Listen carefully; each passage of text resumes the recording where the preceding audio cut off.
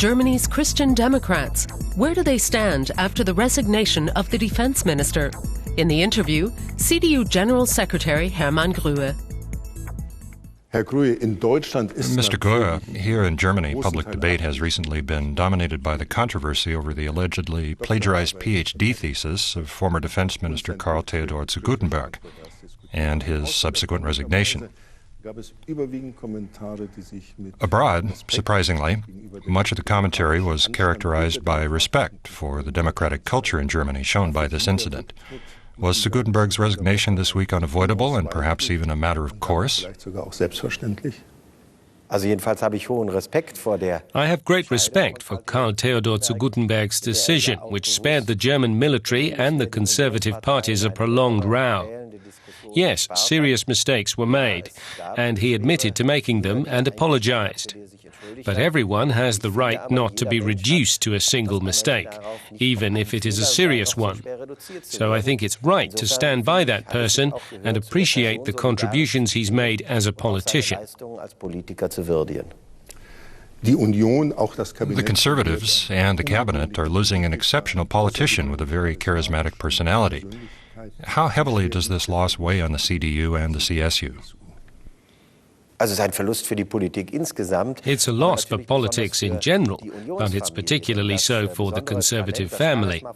The special talent and the charisma of Karl Theodor zu Guttenberg were not just reflected in his passion for his work, especially on behalf of the soldiers deployed abroad, but also in his ability to get young people and others who had lost interest in politics to become interested in it again.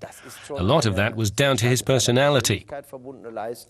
There's no question that he won't be easy to replace in that regard, but excellent appointments have been made in Thomas de Maizière and Hans-Peter Friedrich. So the key process of military reform will continue. Do you believe that the scandal will have an effect on upcoming regional elections in Rheinland-Pfalz and Baden-Württemberg? The people there know the elections are about the future of their states, about ensuring that Saxony-Anhalt doesn't fall behind again. It's developed very well under CDU leadership.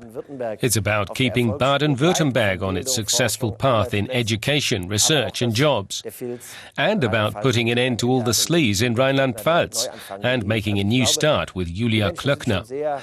So I think people in these states know very well what's at stake. Of course, we have lost a very talented campaigner, but we have confidence in the vote of the people. The coalition had a very difficult start in its first year. It began as a dream coalition, but poll ratings soon plummeted. Now you seem to have regained your footing. Are things now as you would like them to be, or is there more to be done?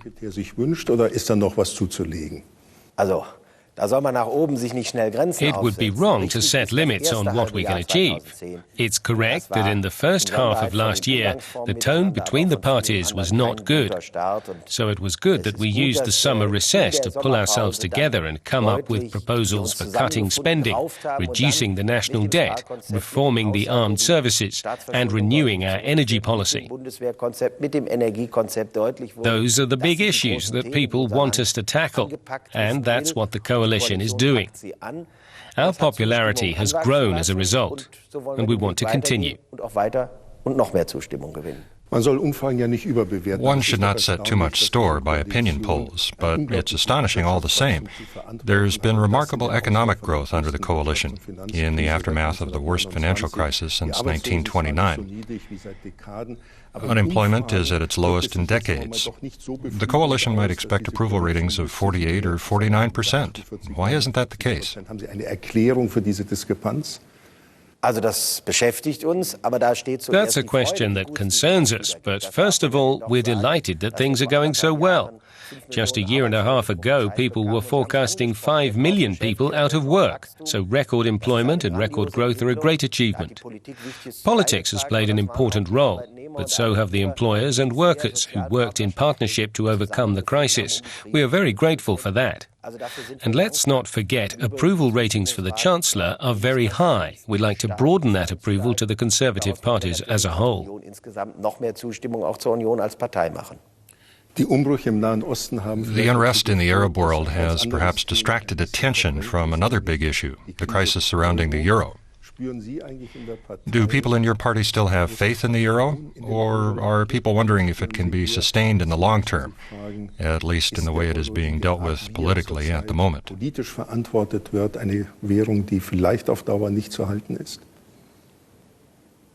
The euro is an asset for Germany. That's what comes across from many people, especially young people who can barely remember the Deutschmark. And everyone knows it would have been harder to deal with this international crisis with the old national currencies. Nevertheless, it's crucial that this government lets there be no doubt that we see the stability of our currency as an issue of key importance. That means sticking together. It means European solidarity and ensuring that the debt problems of individual countries are overcome. So we have to stick together. But European solidarity also means a common understanding that we have to cement this stability and reduce our debt. The Competitiveness Pact that our Chancellor has played a key role in developing aims to achieve that by helping countries to strengthen their economies and thus increase stability both at home and in the Eurozone as a whole. As General Secretary, you are responsible for the CDU. In all the opinion polls in the last 5 years, the CDU has scored between 33 and 36%, maybe 37% on a good day. In the five-party system in Germany, is that the best that can be expected? No, but it's true that in a five-party system, things have got more difficult. It's got harder to be a people's party, not just in terms of the number of votes, but also in terms of bringing people together. I get the impression that the Social Democrats have abandoned this entirely. We're not doing that.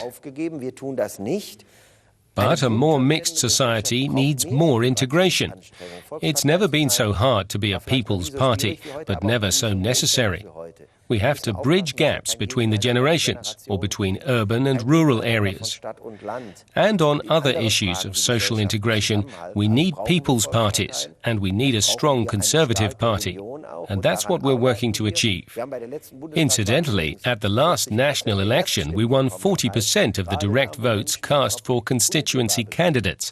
That shows that when people have direct contact with us, we achieve very good results. But yes, it will take a lot of effort to recreate some of our previous successes. The CDU is, of course, a conservative party. But what does conservative mean these days? The CDU was founded as a Christian democratic party. That also makes it a conservative party because it's linked to a tradition, because it is fed by a love for this country. But it was always more than that. The people around Konrad Adenauer were also making a fresh start based on their horror at what had happened just prior to that.